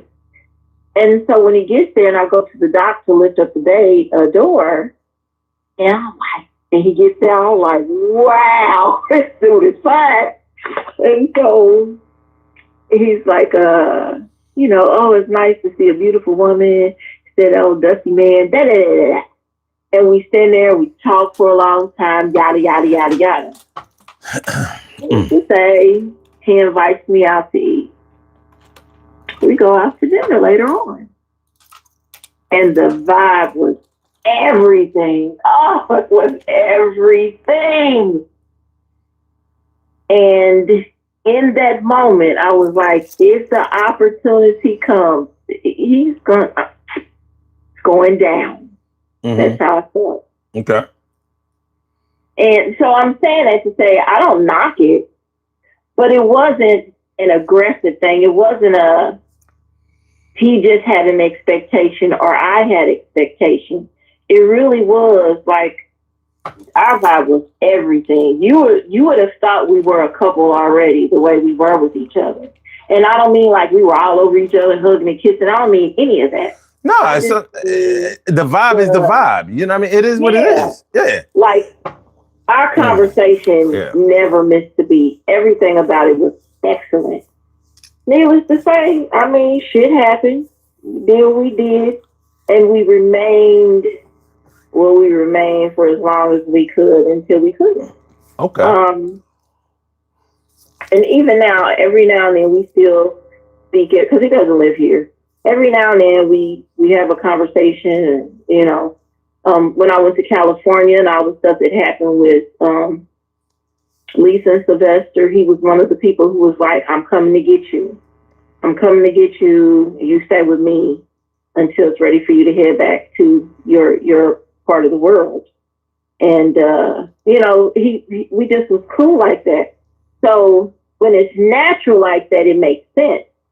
But to have an expectation, no, sir. No, sir. No. Yeah. And that's what this other dude did. He had an expectation, and that's not how that should go. Nah, when two adults are on the same page, that's not even a conversation that anybody else should be able to have about them. I mean, it is what it is. You make decisions based on how the two of y'all are dealing with each other, and that's all good. Now, I want to switch gears for a minute because we can talk about dating all day long in different forms, but sometimes when we talk about being broken in love, I've known plenty of couples where neither one of them made a lot of money, but they loved each other, well enough they supported each other. So, they might have both had like jobs that they had been on for a while that didn't pay them a whole lot of money. You know what I'm saying? Like if we're talking about 30 years ago, maybe they were making $30,000 a year or whatever. And that's pretty decent money, but it it wasn't a whole lot of money. You know what I mean? So if your combined income as a couple might be, let's say your combined income is $70,000. Yeah. Oh, you said 55. Okay, we can even do that. 65. I said 65. All right, 65. So both of y'all making $32.50 a year. So by inflation standards, both of y'all broke. Y'all ain't got no money. Right. But one thing that broke people know how to do is make a way. Exactly. They make ways. So we know we can't straight up buy this, but we might have our credit straight to whereas we can pay on this. We got the layaway game rolling. You know what I mean? So just because you broke don't mean that you can't have nice shit. If you overextend yourself, you might be able to have nicer shit, but that you might those might be things that you really can't afford, but you bought them anyway. And there's a difference between being able to buy something or being able to pay for something and being able to afford it. People think that you can afford anything that you can buy, and that's not true. Because if you go out and buy like an expensive piece of jewelry, let's say, I don't know, $5,000. All right, $5,000 is not the most expensive piece of jewelry, but you can make something that costs $5,000 shine like a motherfucker. You know what I mean? Especially if it's like a ring or a chain or a piece or something like that. So you came up with the $5,000, but at 32 and a half a year, that's literally 20% of your income. You know what I mean?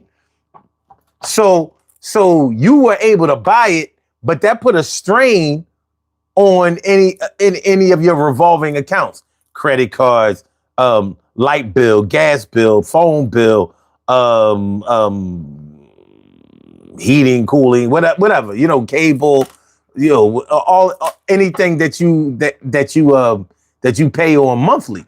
So, but two people together may be able to regulate each other to make sure that one doesn't spend more than they need to, even if they're trying to. I've seen people who were broken in love.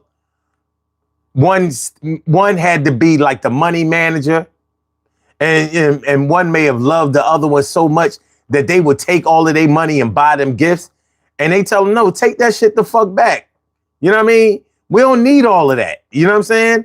Like we can get that at a better time, but you don't have to do all of that. Yeah, but I love you and blah blah blah. You know what I mean? Like I get it, but you don't. We don't need that right now because that's going to put a strain over here. You know what I mean? Don't be fucking up on your child support or having us have a threat of repossession with the car, some shit like that, just because you wanted to buy me a Gucci bag or something. Like, nah, we don't need that. You know what I'm saying? So you can be broken in love, but you can look. I've even known people that were in relationships that were broke, but still good with finances, if you can believe that. The ex and I were like that. The combined, that's why I said 65. Combined, we probably made 65 together at one time. And it was worse than that when he decided, hey, if you want to go on and start a business, I'll take care of everything so you can. And he did. He allowed me to stop working like the way I was working so I could start a business. And so it made money a little tighter, but we never missed a beat. You know what I'm saying? We were comfortable. We ate well. We drank well. We partied well. We lived comfortably. Mm-hmm. And he had a friend who came over one time God, I hated that dude. He made a little snide remark because one of our pleasures was that, you know, all week we worked. So of course, when the weekend came, we started our week, you know, relaxing. Like we took care of business, grocery shopping, laundry and all that stuff early on a Saturday. But then by Saturday evening, we just kind of wanted to relax for the most part, most time. Mm-hmm. And so the friend came over and he's like, so, you know, man, if you wouldn't work here, you could make more money where y'all just not sitting on the porch having a drink. And he's like, we good on this. This is what we like to do. We enjoy that because we had the kind of neighbors who came out on their porches too. And then we would all kind of communicate together and have a good time together. We relaxed. We enjoyed that. But his friends thought to have a good time, it means you have to go someplace and spend a whole bunch of money and be in the club, you know, grown, be in the club and doing all this other stuff. But we enjoyed that time and we made our money work and we had a great time together all the time. And we didn't hurt until we had a house full of people who were staying here. But for the most part, we were good. So it's possible. And nobody focused on if we're broke or not and we shouldn't be together. Can you imagine us not taking the time to spend with each other based on how much money we were making? And we would have missed out on such great memories. And I think that's what people do. They focus on the wrong things and then they miss out. So sometimes you got to take a chance to see. I remember my friend was dating a guy and at the time he didn't have no money. His daughter was forced on him. Well, I'm not going to say forced on him, but he had to take responsibility as a single parent and taking his daughter. He was getting disability money from the military. And there was a time he had to go to the pantry to get groceries and stuff.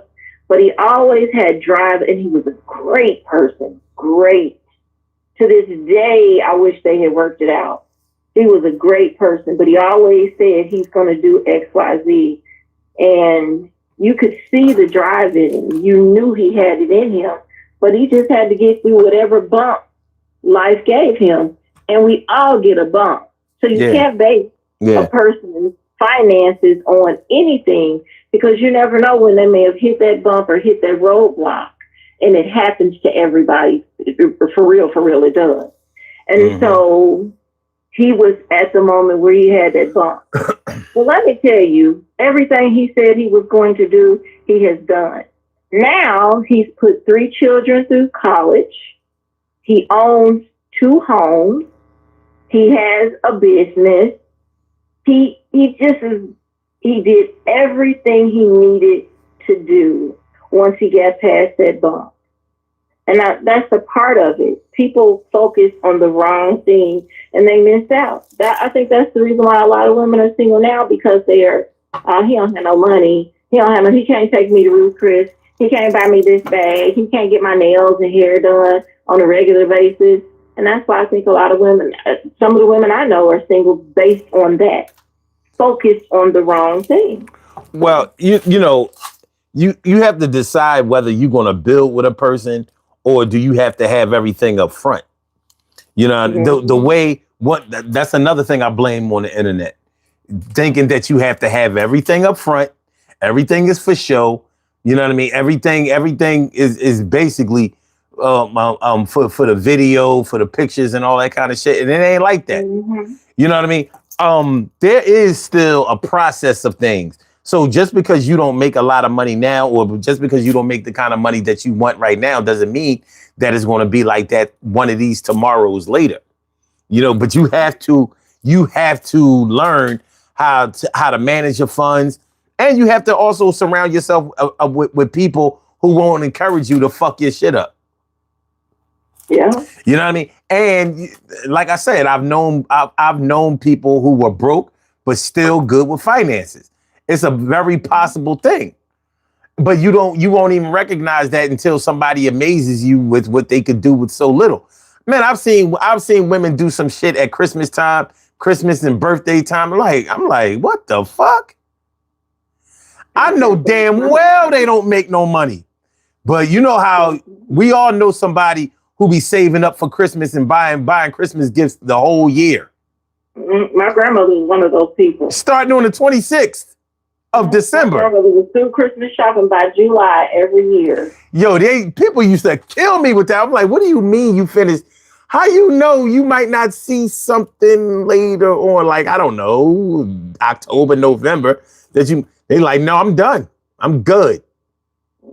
But I mean, but they follow a certain regimen, and that's how they live, and that's cool. But yeah, when you are exposed to somebody that's like that, they're going to have an impact on you. You know, so I don't care how broke you are. I always tell people, I don't care how much money you make or don't make, you can always put some money away. And people who are skeptical or think that you have to have a lot of money in order to save some money, I'm like, you know, that don't make no sense, right? No. If you had to make a lot of money in order to save some money, then you wouldn't need to save some money.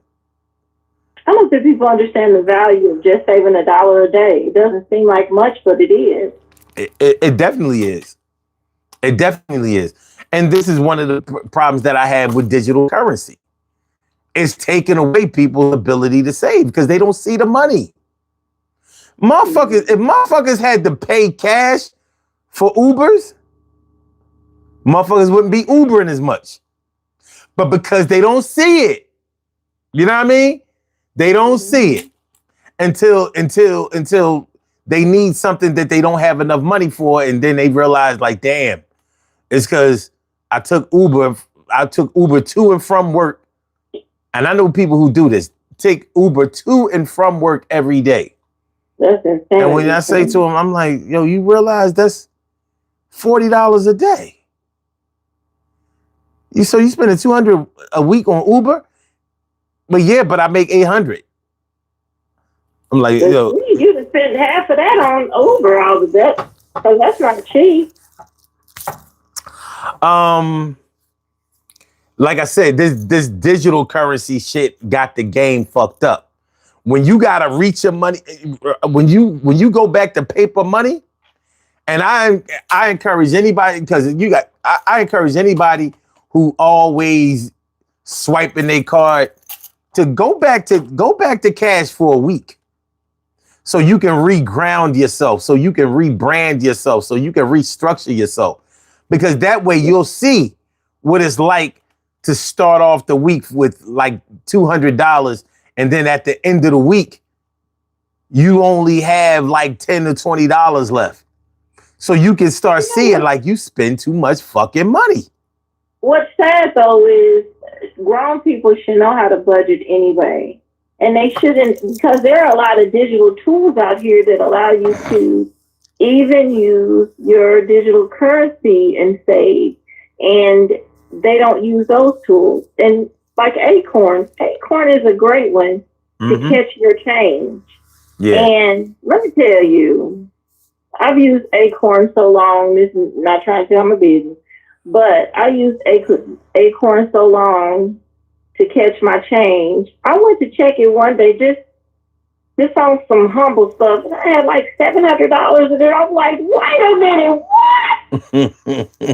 What? Just change was going there, and I had accumulated $700. I'm like, oh, okay. And that's a nice little surprise. It was, and listen, it came in on time because then I had a house expense, and I was able to go snatch that real quick and not rely on anything else. So there are tools out there too in the digital space for to use, but people have to. They have to use it the same way they like. I'm a Grubhub person. Like I'm terrible at it because there is a place and they have this turmeric golden milk I like and this hot lemon drink I like, and I'm obsessed with it. And it's terrible. It's almost like a Starbucks habit, you would think. And I get these drinks at least once a week. I don't go over twice a week, but I get them at least once a week. I know the cost of it. So in order for me to keep that habit without hurting anything else, I am a coupon person for everything, other things too, just so I can have that little change for me to get these 2 drinks I like a week. Yeah. And I think that's the problem. People don't take the time to budget. And for me, budget is sit down with a notebook and a pen or pencil and write that stuff out so you can see it down to the penny. Or use an app or whatever you have to do Facts. that shows you how to do, and you have to do it to the penny. And if I round, I never round down. I always round up. Mm-hmm. So that's, I think that's what's missing. But I think it's also something that was never taught to. You know what I mean? Like for me, my mother, my grandmother, you know, people in my family did that because of the kind of things we did. So that's where I get that from.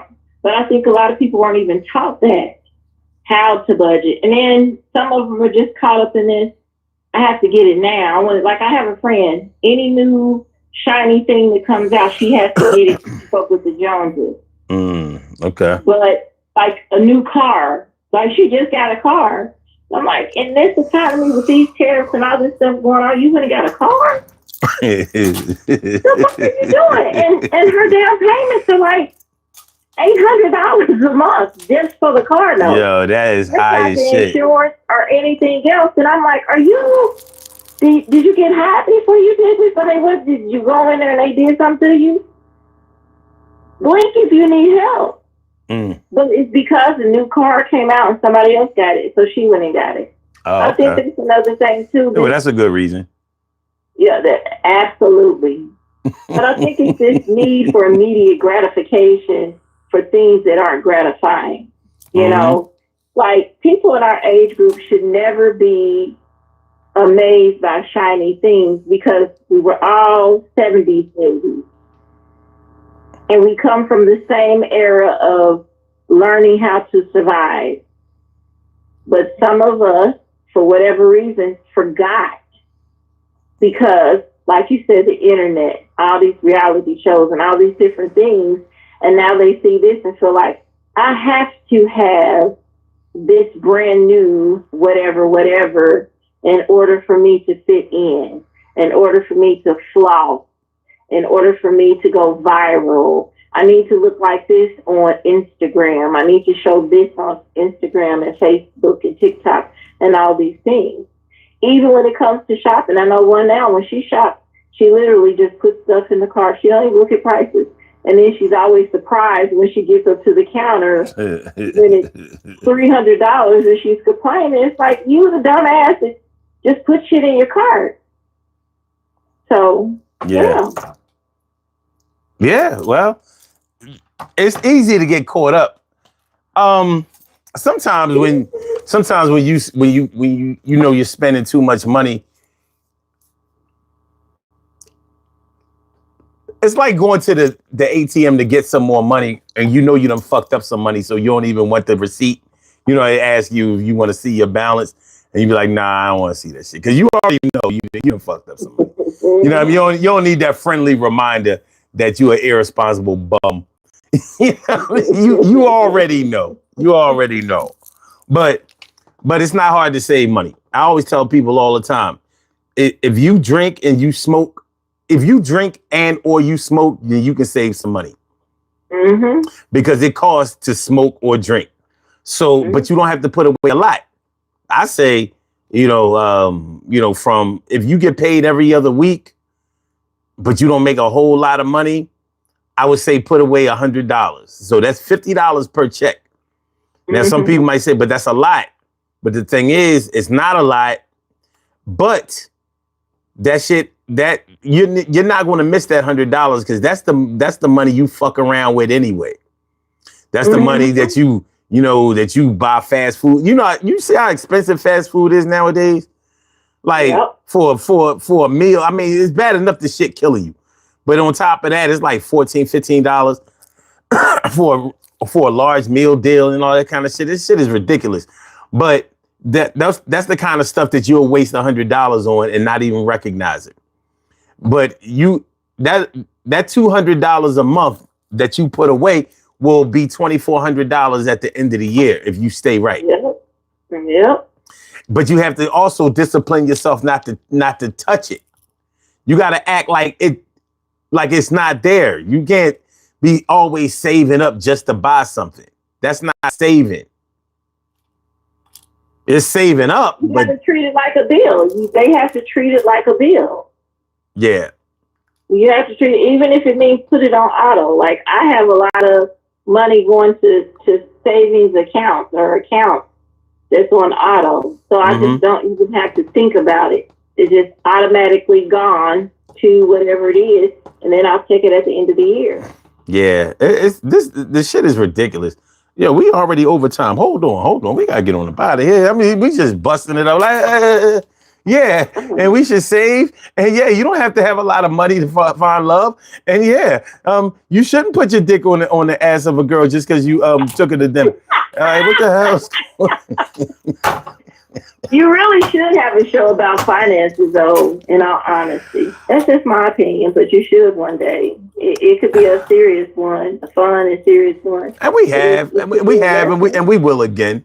We will again, because it's not that hard. It's not. And then have somebody, I know an expert who can come on and speak about it. All right, that's what's up. Yeah. All right, we will schedule it then. All right. All right, so let me go ahead. I'm going to go over this this poll. 59 votes in. Do you think that a person shouldn't think about dating until their financial situation is straight? 46%, an overwhelming majority felt like, yeah, get your money right first. 12% says no, only if you're tricking. 14% said maybe not if you're dead broke. And 29% said depends on what you call dating. Well, that's not the, 56 people, 59 people, that's not that's not representative of the general population, but it is a demographic. And it kind of gives you a general idea of how people think. Now, there are people in different places, different cultures, different neighborhoods, states, cities, towns, and countries that may think way differently than this. But I think that this is a pretty good example of how people look at dating and how they look at dating in terms of its relation to finances. A lot of people really feel like get yourself together straight. I mean, get your money right first, or I think what they're really saying is get your constitution together. Get yourself right. The finances probably also cross over into other things that you probably need to do to get your house in order. But I'm speaking for them and not necessarily what exactly they might be thinking, because I don't know them personally. But I can understand. I don't have to agree, but I get it. All right. Yeah.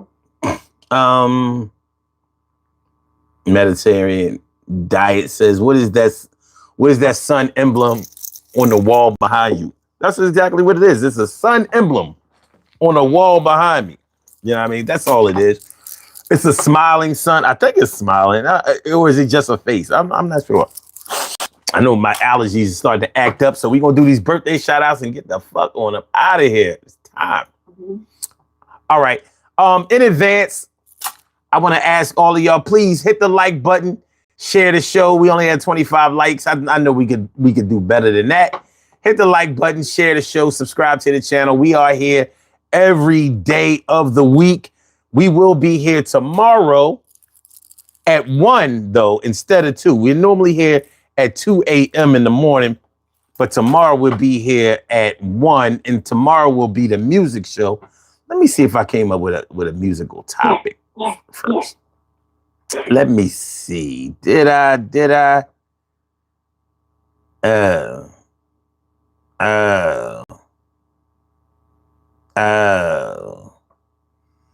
Nope. I'll be contacting you tomorrow. I don't like these titles. I'm not feeling them. Nope. I had it written here, songs that you hate so much that it puts you in a bad mood. No, you already kind of did something like that. I know. That's why. No, we did songs that we didn't like at first. Yeah.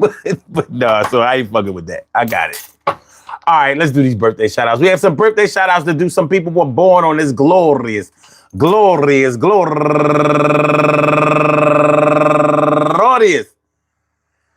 August 28th, and they deserve to be acknowledged. So let's go about our business of acknowledging them and making them feel special because they are special because they are special because they are S-P-E-C-I-A-L.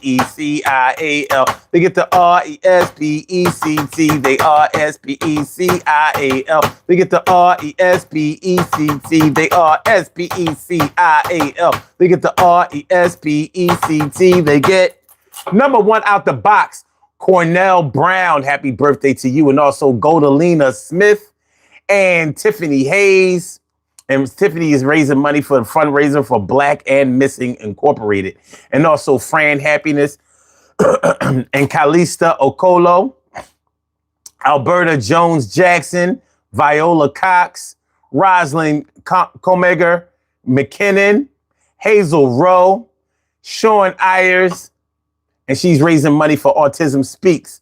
And Michael Johnson, Daryl Carr, Connie Bynum Key, Warnell Wright, and last but not least, Jonathan Richardson. I want to say happy birthday to all of y'all. And I hope that today finds you all in good health, happiness, mind, body, soul, and spirit. And that goes out to each and every person out there born on this glorious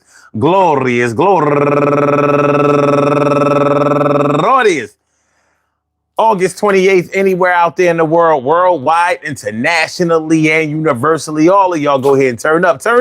But don't turn up too loud. Just turn up loud enough so everybody can hear you. Rock out, rock on and do the damn, to rock out. Rock on and do the damn, rock out. Rock on and do the damn thing and do your thing, y'all. Represent the queens and kings and do your thing, y'all. Represent the queens and kings.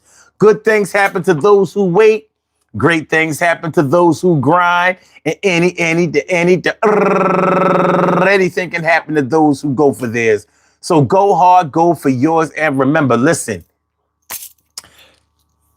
you can fail in love whether you have a lot of money or whether you have very little money. And that's something that we should always remember. You know how people say money can't buy you love, and sometimes it sounds cliche until you actually find out that you have to live it. And living experience is probably the most credible experience, because when you go through something, when you actually see, hear, and touch something, and you go through it yourself, and you realize, like, yeah, I use my money in order to get friends, in order to get clients, in order to get love, in order to get family, in order blah, blah, blah, blah, blah. And then when the money was gone, everybody was gone in the wind. Well, the tools that you use to build something are often the tools that you use to take it down. Build and destroy. But you can still love whether you have a lot of money or not. And you should always remember that. Peace to all my day ones, my everydays, and my brand news. I love y'all to death. Resuscitate y'all. I love y'all right back to life. We will be back tomorrow, 1 a.m. in the morning, for the music show on the Daily Go Getimism show. It's always a good time, so make sure y'all come through. Kim, I want to thank you for coming through. I appreciate you as always, and we out. Peace, everybody. Stay safe. All right. Peace, y'all. Hit the like button, share the show, and subscribe to the channel.